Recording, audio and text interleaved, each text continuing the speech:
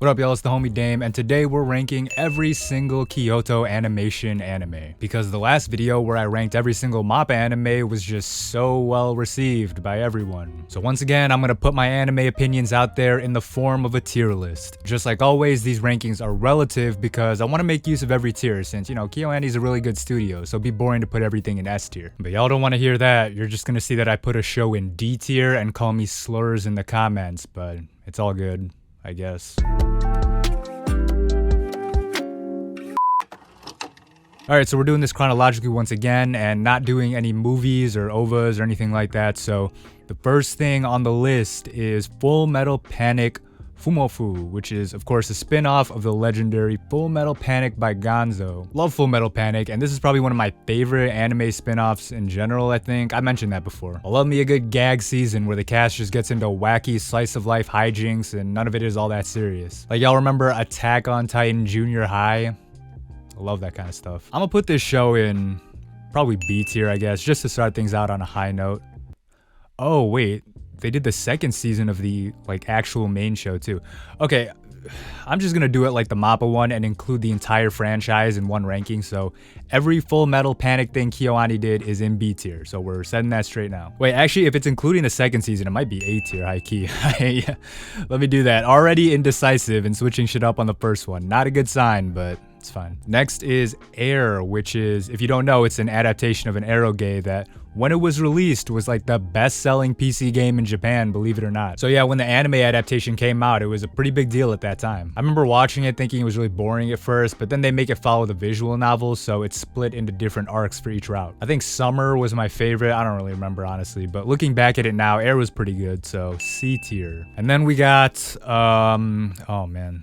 I'm looking ahead on this list and it's like W after W. It's like the Chicago Bulls in the 90s, holy. I'm gonna have a hard time scaling this list so that everything isn't just in S tier, but yeah, anyway, we got The Melancholy of Haruhi Suzumiya. And remember, I said we're doing like the entire franchise as one, so this includes the disappearance of Haruhi Suzumiya and all that stuff too. But man, some of y'all kids don't know about Haruhi, man. This is unironically one of the most influential anime of all time. Actually, what's crazy is kids these days do know Haruhi. That's how iconic the character in the show has become over the years. Because it's been like, what, 17 years since the anime came out, and people still know about the GOAT Haruhi. People still know the Endless 8 memes. People still dance to the ED song. It's wild. I remember being super excited for this show to come out, and when it was finally available in America, my friends and I watched it in some girl's basement in the middle of a house party. Like, literally, we were all turning up, and then the homie came through talking about some, yo, I got the stuff. Because, you know, back then, you couldn't just pull up any show on Crunchyroll, so we got the bootleg with the fan subs. Instantly, we were like, a bet. Dropped everything and went to find the nearest TV and watched that shit faded out of our minds. Good times, man, good times. S tier, of course. Next, we got another classic, Kanon. Actually, I think I've talked shit about this show on the channel before, but now I think I remember it a bit more fondly. Again, this is based on an eroge, so if you feel like playing the original visual novel for whatever reason, prepare to see some titties and coochie on your screen. Kanon is really good though. I think the reason I like to make fun of shows like this, and I guess Air too, is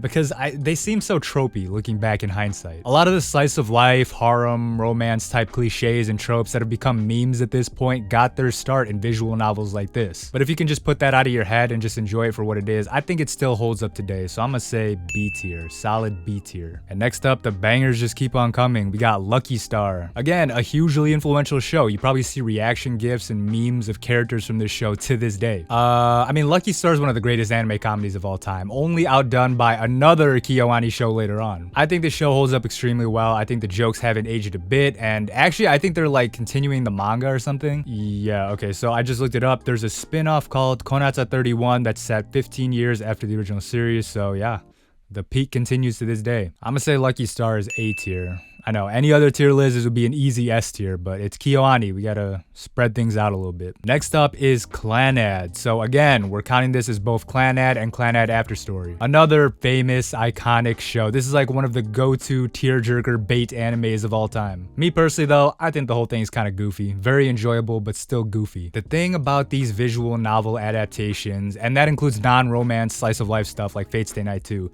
The thing is, these visual novels are usually like 80 hours long or some shit. So you have that whole wealth of detail and small character moments that you can't necessarily fit into an anime. Now, see, that being said, this is why Kyoto Animation is one of the GOAT studios, because it's then their job to translate this visual novel into an anime that's entertaining on its own while still trying to be faithful to the source material. That's a challenging ass thing to do, and the fact that KyoAni pulls it off almost every time is mind-blowing, honestly. But like I said, I personally think Clannad as a whole is kind of silly. I didn't really fall for the tearjerker stuff, but I still really enjoyed it because it's entertaining in like you're laughing at it, not with it kind of way. So I'm gonna say Clannad is B tier. Clannad and all Clannad variants. Next we got Munto. I did watch this, but I'm not gonna lie, I don't remember shit. I watched like the whole thing too, including Beyond the Walls of Time or whatever came before this one. And I know I said we weren't talking about OVAs, but this was an actual like anime series if I'm not wrong, so we'll put it all together.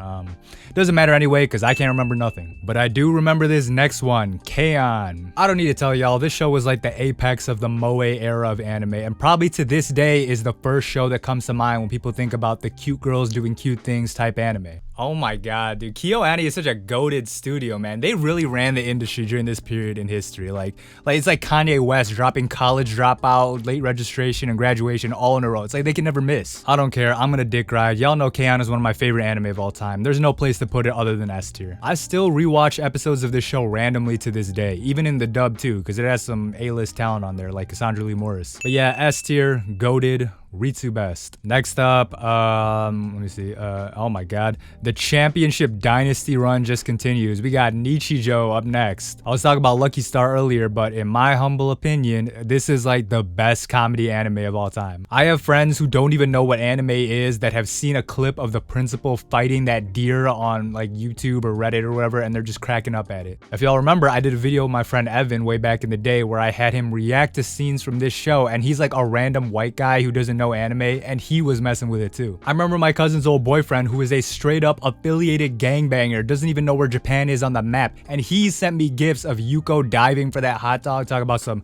bro, have you seen this cartoon? Shit's hilarious. I'm telling y'all, Nichijou is that show, man. It's so fucking good. I don't think there's any other place to put it besides S tier. Let's be real here. Alright, but next up we got Hyoka. I actually rewatched this relatively recently. I was gonna make a video about it too, but I was like, it's 2021, no one really wants to talk about Hyoka. But considering the other irrelevant, goofy-ass topics I've talked about on this channel since then, I should have just made the Hyoka video. But yeah, Hyoka is very good.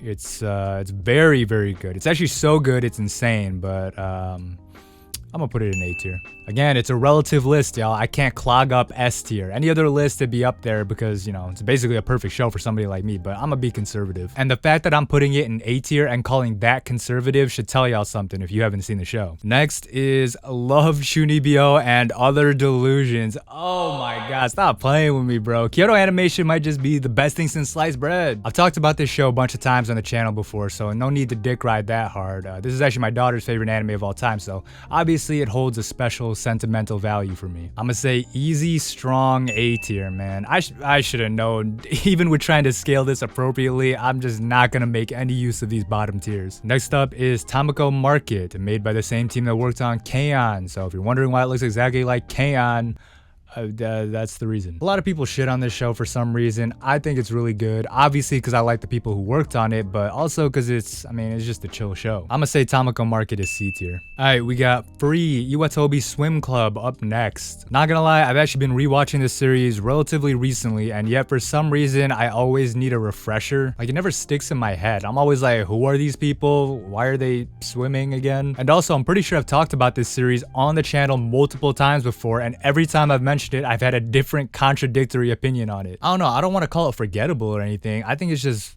one of those shows. I'm gonna say C tier for Free. Next we got another iconic show, Beyond the Boundary, mostly famous for giving us the much beloved waifu Mirai Kuriyama. I think this is a really good show, of course. It's also got that KyoAni art style that's super cutesy, and every single character looks like a plush doll, you know what I mean. I'm gonna say this is C tier. I really like it personally, but it's very messy writing wise and doesn't really do anything crazy memorable. It's like the anime equivalent of a popcorn blockbuster where, you know, it's got comedy, suspense, edgy of your seat moments and high production value, but then you just kind of walk out of the theater when you're done like, oh, that was really good.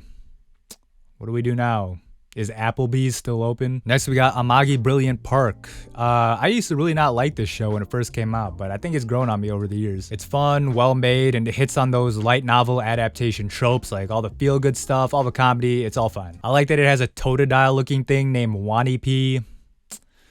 That's pretty cool. I'm gonna put Amagi Brilliant Park in C tier. And now we got Sound Euphonium. Oh man. Funny enough, this is also a show I kind of didn't like when I was first watching it. Now actually, let me take that back. It's not that I didn't like it. I think I was just bored watching it. Looking back, that was 100% because I watched the first 4 episodes faded out of my mind on some lady's couch at 3 in the morning. Not really the best way to fully experience a show in detail, I guess. Since then though, Sound Euphonium, like the series as a whole, has become one of like my favorite anime of all time. I think it's incredibly written, it's got lovable characters, and it's visually stunning. All of the ingredients that you need to pump out whatever the anime equivalent is of an Oscar bait movie. I'm gonna say Sound Euphonium is S tier. Easily one of the best shows on this list from like a quality and presentation standpoint, in my opinion. Now we got Myriad Colors Phantom World. I swear I talked about this show on one of those roasting my subscribers 3x3 anime videos before, and I think I said I hadn't watched it or something, which is a complete fabrication. I have 100% watched this show. Just goes to show how I forget things all the time. When you're my age and your brain has been eroded from years of drug and alcohol abuse, it's easy to forget the thousands of anime and manga and movies and video, whatever. Give it a couple more years and y'all are gonna see me up here like, oh yeah, did I ever watch Monogatari? I can't really remember. That being said, I thought this show was not that good. It wasn't horrible, but I can see this probably being the lowest ranked show on this list, unfortunately.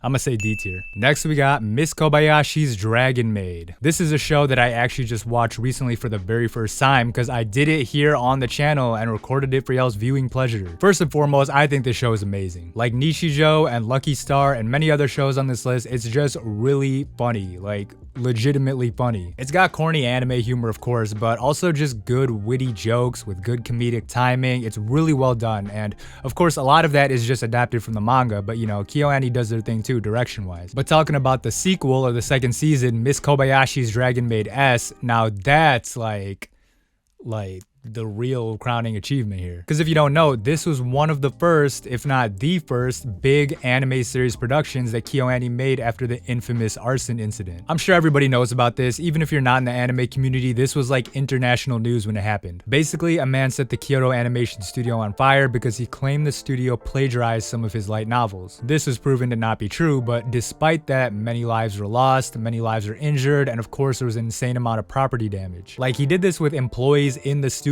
presumably working on the anime that we all love. It was just, I don't know, it's such a horrible situation. But of course, the studio pulled through, life moves on, and in one of the most feel-good moments in entertainment history, Kyoto Animation comes back with Miss Kobayashi's Dragon Maid S, a superbly made show with all the warmth, understanding of day-to-day life, and insight on human relationships that Kyoto Animation has shown time and time again is their forte. I don't care if you don't like these type of shows. I don't care if the fan service turns you off. This show is such an achievement in my opinion. The craft, care, and passion put into it is so apparent. It's beautifully animated, has one of my favorite openings and endings of the past 5 years, and improves on so many things from the first season. This show has more to say about the small moments in life that define the human experience than a million Oscar bait Hollywood movies, and it has more feel-good wholesomeness than a million other slice of life anime put together. But to put out a show of this quality after going through what was reported to be one of the deadliest massacres in Japanese history since World War II,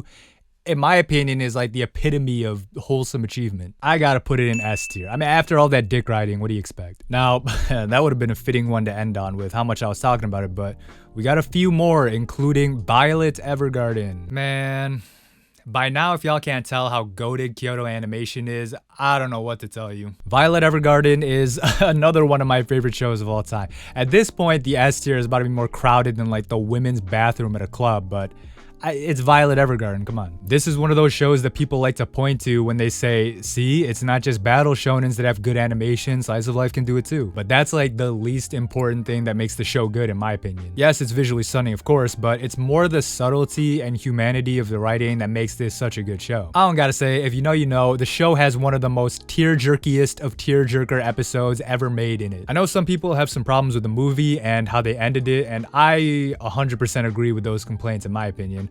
but it's still S tier, man. It's Violet Evergarden, come on. Also, I think the Violet Evergarden movie was the first project in general, not like a series, that came out after the arson attacks, which, you know, another testament to the resilience of the employees to push out a quality movie like that despite everything that happened. All right, last but definitely not least, we have Surune. The fact that this show was released the same year as Violet Evergarden is kind of wild. That 2018, man, that was a great year for KyoAni and the anime industry in general. But yeah, the second season of this show just dropped this year.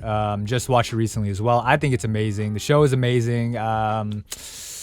Archery, right? Pretty cool. I mean, as you can imagine, just like many light novel adaptations, Kyoto Animation has made the gimmick for the show, whether it's, you know, playing in a rock band or swimming, or in this case, archery, that's like the least important part of the show. What's great about shows like this is how they use random, mundane stuff like that to frame a much more interesting story about human relationships and growth as a person. That's the real good shit. That's the shit we want to see. And yeah, Surune is really good. I'm gonna put it in B tier. Alright, that's all the Kyoto Animation anime ranked. Again, I didn't talk about no movies or OVAs or whatever, just to keep it all simple. I hope y'all enjoyed watching me, a complete nobody, ramble on about my anime opinions as if I expect people to care. But if you did enjoy it, consider leaving a like and subscribing, and donate to Patreon too if you want. But otherwise, that's the video. Peace.